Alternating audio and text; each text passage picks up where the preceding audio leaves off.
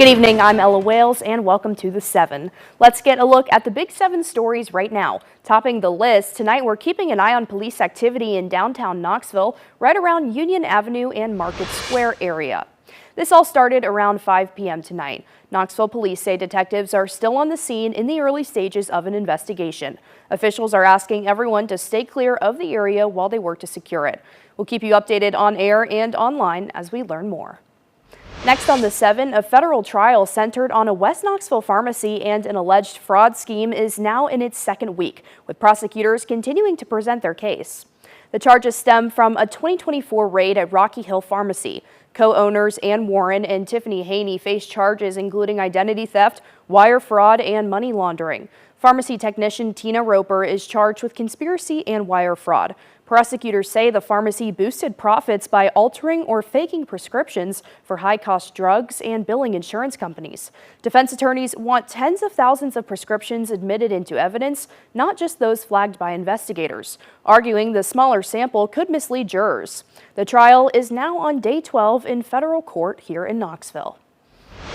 Continuing our Big 7 list, you may have seen CVS ads pushing state lawmakers to vote no on a new bill being brought before the state legislature. CVS says the bill would cost over 2,000 of their employees their jobs, and the bill would also hurt patients. The bill would prevent CVS from operating as a pharmacy and as a pharmacy benefit manager, or PBM, which negotiates the cost of a drug between the pharmacy and the insurance company. Local pharmacists say that CVS makes it more difficult for patients to get their drugs at a local pharmacy than a CVS location, even if that person gets their drugs through CVS Caremark.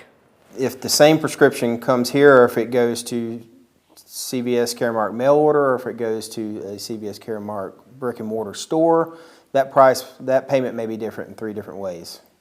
They may pay us $5, they may pay the mail order $30, they might pay $40 or $50 at the brick and mortar.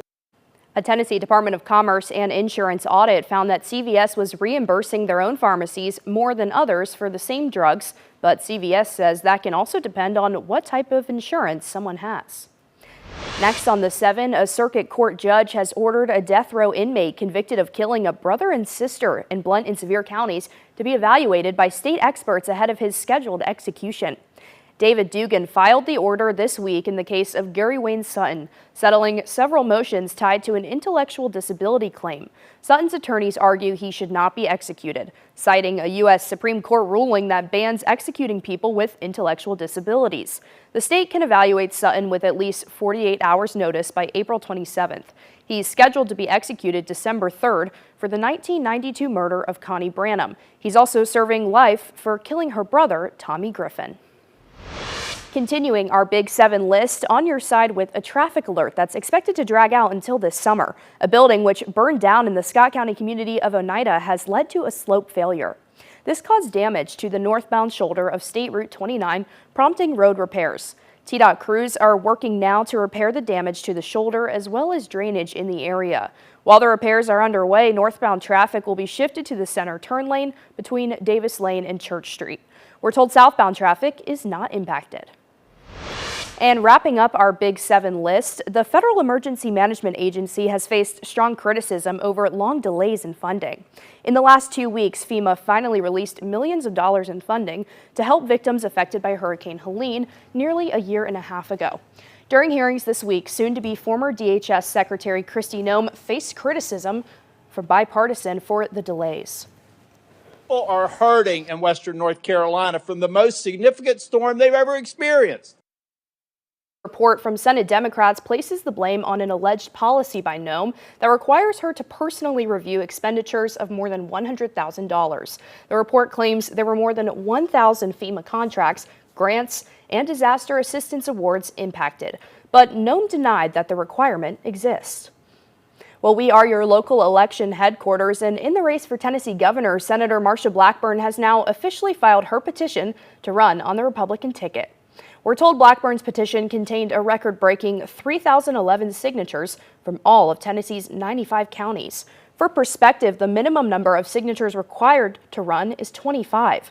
Recent polling continues to show Senator Marsha Blackburn as the clear frontrunner in the race for governor, ahead of John Rose and Monty Fritz. The governor's race will appear in the August election. The winners of the primaries will then move on to the November election. The University of Tennessee is receiving more than $10 million through 2 federal grants. One will help to expand its T-bus fleet, and the other will add more safety for pedestrians on campus. Most of the funding will go toward purchasing 10 new hybrid buses. This will increase the T-bus fleet from 34 to 42 buses serving 12 fixed routes, with the potential for more routes for students. The transportation improvements come as student enrollment continues to grow, with many hoping for shorter wait times and more efficient travel. It makes me feel like I'm going to have to spend less time just sitting and waiting, and I'll actually have more time to do things. Because right now it's a 20-minute wait just to get on one bus, so I think it's definitely going to help speed things up.